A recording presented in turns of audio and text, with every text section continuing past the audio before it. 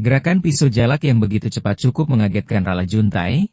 Dengan refleks ia segera membuat gerakan menendang ke arah pisau jalak dengan begitu kuatnya. Matanya terbelalak kaget saat melihat kakak seperguruannya itu sepertinya tidak ingin menangkis ataupun menghindarinya. Tak dapat dielakkan, tendangan kuat itu akhirnya mendarat tepat di area seputar perut pisau jalak.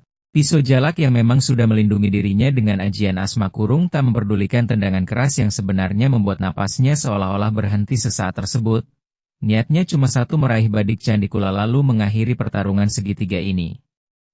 Saat setengah jengkal lagi tangan kanannya berhasil memegang warangka Badik Candikula, pergelangan tangannya merasakan cepitan yang sangat kuat, mata pisau jalak segera melirik betapa kuatnya ilmu capit wajah milik Lagapunta yang menahan tangan kanannya. Segera pisau jalak menggerakkan tangan kirinya untuk menggapai Badik Candikula.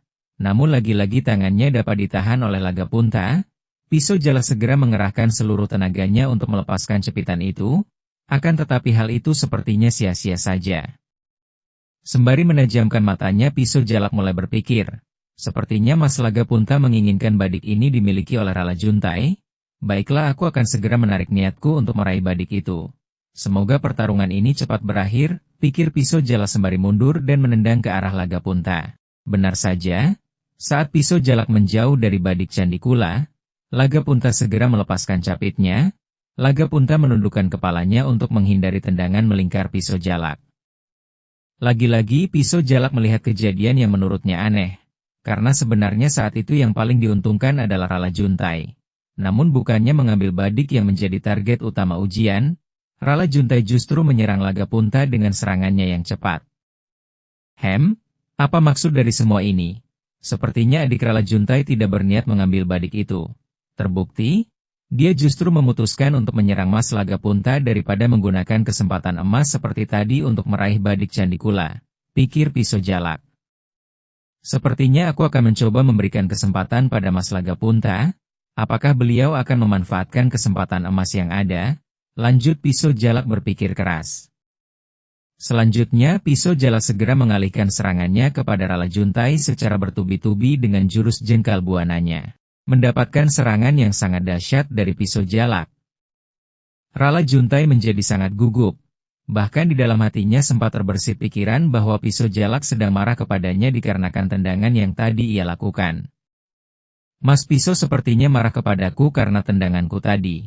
Maafkan aku Mas Pisau, aku benar-benar tidak sengaja, ucapnya dalam hati. Setelah menggempur habis-habisan Rala Juntai, akhirnya benarlah saja apa yang menjadi perkiraan pisau jalak. Bukannya mempergunakan kesempatan emas untuk mengambil Badik Candikula, Lagapunta justru menyibukkan dirinya untuk menghadang serangan pisau jalak yang ditujukan kepada Rala Juntai. Mas Laga, dia juga ternyata tidak menginginkan badik itu. Lalu untuk siapakah badik itu sebenarnya? Tidak ada yang mengklaimnya. Lalu untuk siapa bilah ini ditujukan?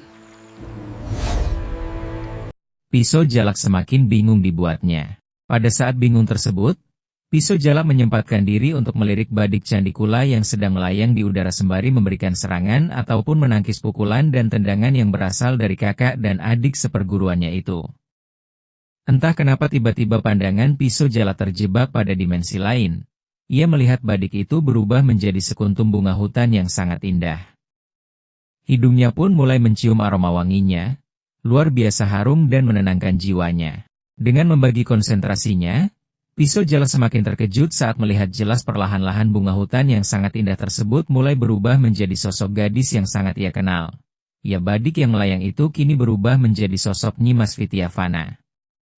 Mata Syajaratul Yakin menjadi membesar. Kakek tua alim yang sedari tadi memperhatikan pertarungan murid-muridnya terlihat sedikit terkejut. Ya Allah ya Hakam, wahai Zat yang maha menetapkan, segala puji atas kebesaranmu wahai Zat yang maha hak. Sepertinya badik tersebut sudah menentukan sendiri siapa yang akan menjadi tuannya, ucapnya dalam hati. Pisau jalak segera menarik serangannya, ia mundur setengah langkah untuk memasang kuda-kuda. Di saat itu sebenarnya pisau jalak sedang ingin memastikan secara pasti apa yang ia lihat dengan kedua matanya. Benarkah? Apakah itu benar-benar sosok adik Nyimas Vityavana? Ucapnya dalam hati sembari bergetar. Gejolak hatinya yang memang selama ini memikirkan dan mengkhawatirkan keadaan Nyimas Vityavana menjadikan darahnya seketika menjadi mendidih. Apalagi sosok itu tiba-tiba mengangkat tangan kanannya ke depan sebagai isyarat untuk diraih. Bahkan kedua mata Nyimas Vityavana memancarkan harapan sembari berlinang air mata, melukiskan betapa ia menginginkan agar pisau jalak segera memegang tangannya. Lagi-lagi mata Syajaratul Yakin semakin terlihat berusaha memusatkan perhatiannya pada pertarungan yang sedang dilakukan oleh murid-muridnya. Badik itu mengaktifkan aura dan rasa cinta, bukannya harta, bukan pula tahta, ataupun kesejahteraan. Badik itu benar-benar mengeluarkan aura cinta. Segala puji bagimu wahai Zat yang maha tinggi, desis kakek tua alim. Melihat kondisi Nyimas Vityavana yang seperti itu, pisau jalak segera berteriak. Hiaat, gerakannya mantap maju mendekati Badik Candikula. Lagapunta dan Rala Juntai tersentak kaget melihat perubahan serangan dan pertahanan pisau jalak. Saat ini, murid kedua Syajaratul Yakin ini lebih memperbanyak gerakan bertahan daripada menyerang. Namun secara pasti, selangkah demi langkah, tubuh pisau jalak semakin mendekati Badik Candikula. Pisau jalak yang memang di mata dan di dalam hatinya, hanya melihat Nyimas Vityavana saja. Dan bukannya Badik Candikula, tak menghiraukan lagi betapa banyak pukulan dan tendangan yang mengenainya. Yang ia tahu, ia harus segera menggapai tangan Nyimas Vityavana yang sedang menunggu untuk ia raih. Dengan perasaan haru, pisau jalak benar-benar ingin memegang tangan tersebut dan langsung ingin memeluknya dengan penuh kelembutan dan juga kasih sayang. Saat 1 meter lagi tangan pisau jalak untuk bisa menggapai tangan Nyimas Vityavana. Sebuah ilmu kuncian yakni jurus capit wajah seketika menahan gerakan maju tangan kanannya yang hendak memegang tangan kanan Nyimas Vityavana. Nyeri ia rasakan sampai pada sumsum tulang pergelangan tangan kanannya yang menandakan Lagapunta sedang mengerahkan kekuatan maksimal untuk mencegahnya. Pisau jalak segera berteriak keras, "Asma kurung!" Teriaknya sembari mencoba melepaskan cepitan kuat itu. Asma kurung!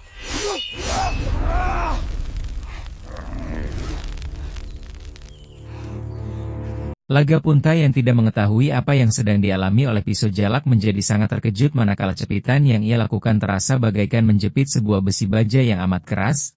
Tak lama jurus yang selama ini menjadi andalannya itu akhirnya dapat dilepaskan oleh pisau jalak. Lagi-lagi Syajaratul Yakin berdesis lirih.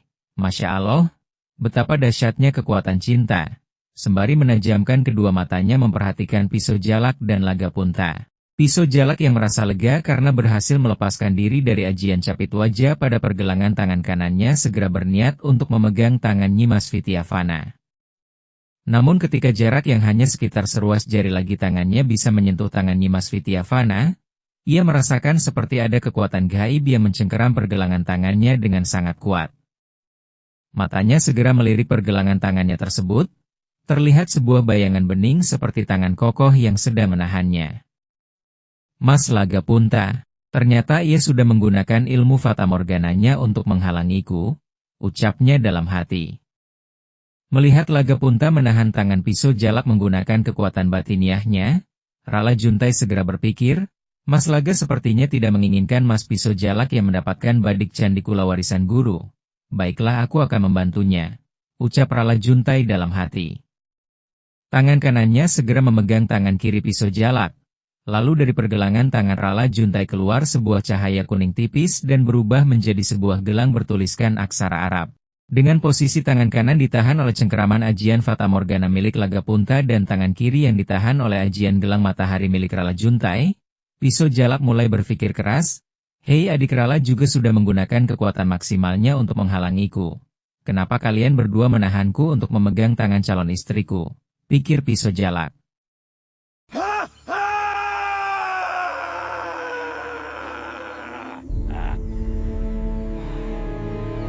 "Hea!" teriak pisau jalak. Tenaganya seketika menjadi berkali lipat. Lagapunta yang menyadari itu segera menaikkan kekuatan ilmu fatamorgananya sampai level tertinggi. Tubuhnya mulai mengeluarkan aura berwarna kuning keemasan, tanda bahwa Lagapunta sudah mengerahkan kekuatannya secara maksimal. Pisau jalak yang merasakan bahwa dirinya sudah tak lagi dapat bergerak maju, mulai terlihat pasrah, kedua matanya seketika berkaca-kaca. Ia hanya bisa melihat wajah Nyimas Vityavana yang terus memberikan isyarat dengan tangan kanannya. seolah-olah ingin menyambut tangan kanan pisau jalak yang jaraknya hanya seruas jari saja. Haak! Pisau jalak berteriak keras sembari menangis, kekuatannya serasa sudah maksimal ia keluarkan, namun kedua kekuatan yang menahannya sungguh di luar batas kemampuannya. Dalam teriakan-teriakan yang ia lakukan, pisau jalak sebenarnya juga sedang menjerit dalam hatinya. Adik Nyimas, bidadari hatiku, aku akan segera memegang tanganmu. Aku pasti bisa. Aku pasti bisa.